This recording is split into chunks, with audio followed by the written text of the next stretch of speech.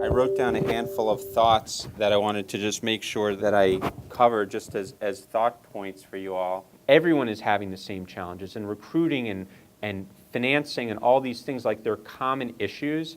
And I think that the more that you can all kind of lean on the coaches and lean on each other, then there's no stopping you. It's great when you can get really, really smart people in the same room. And so again, I just think that you should never skimp on talent. I always encourage people to hire people smarter than you in your company. I taught a class at NYU on entrepreneurship. The very first day of class, one of the things that we encourage people to do is have a business idea. It was a class on how do you start a business. Have a business idea and tell us what your role is in the company. So we went around, there's like 70 people in the class, and there's 68 CEOs. That's complete bullshit. People talk about CEOs having like 3 main jobs. You have to set the vision and strategy for the company and then communicate it to your employees, to your stakeholders, et cetera. You need to make sure that you can recruit incredibly well, and you need to make sure that you have enough money in the bank. Those are like 3 table stakes things for a CEO. If those aren't the skills that you have, there's nothing that is shameful about bringing somebody in who actually can help you to do that. More likely than not, you're not going to be the highest paying company around, right? Like if people go to work at lots of companies, startups are undercapitalized inherently, et cetera. I think that you need to underscore to people, especially like in the earlier days, that compensation isn't just about how much money that you're earning, right? Compensation is the level of responsibility, the network that you're doing. I sent an email to one of our people who'd worked, we had an issue, he stayed there working really, really late, and didn't kind of like let anyone really know about it. Someone found out about it by accident a couple weeks later, and they told me about it. And I sent him an email, and I sent it to like the whole company, and I said, Rob, like, thank you so much for your dedication. Here was the issue that Rob saw. Here's what he did.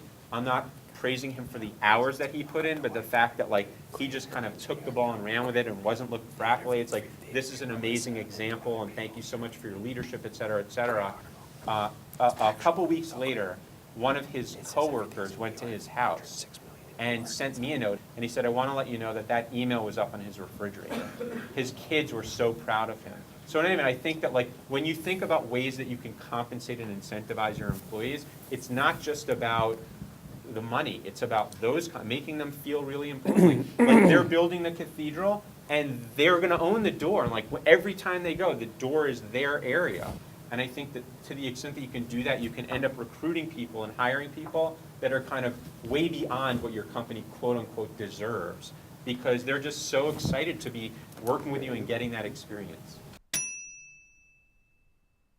As important as recruiting is, like re-recruiting is even more important, right? Like the making sure that your top people, even if they're not top in title, letting them know that like you're a high potential person.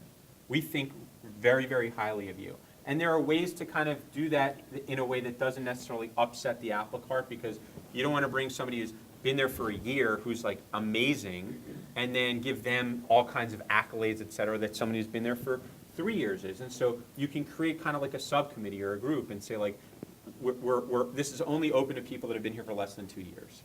And you do it, and at the end of that 2 years, like you figure out some other way of doing it, but you make these people feel like they're really, and then they have private time with you, and they have private time with your partner and other folks, you know, a board member or something like that. You go out once a quarter, but just something where they really feel important. People say content begets content. So I'm an investor in a company named Clout, which is like a reputation scoring tool. And they had been able to successfully recruit people from Google and Facebook, et cetera, because they found people that were really interested in this kind of like reputation map. And that was, so they identified people and said like, who when they hired people, they were at meetups together with other people, and it was kind of like, who are the other people that you think incredibly highly of? And I think that once they're in, making sure that you're just making them feel like they want to recruit for your team is powerful. So part of it is just learning email etiquette. don't go in cold. A cold intro very rarely works. The worst cold intro I ever got was, "Dear Esther, my aunt saw you on the television and said I should write to you." You know, he knew his aunt, I didn't.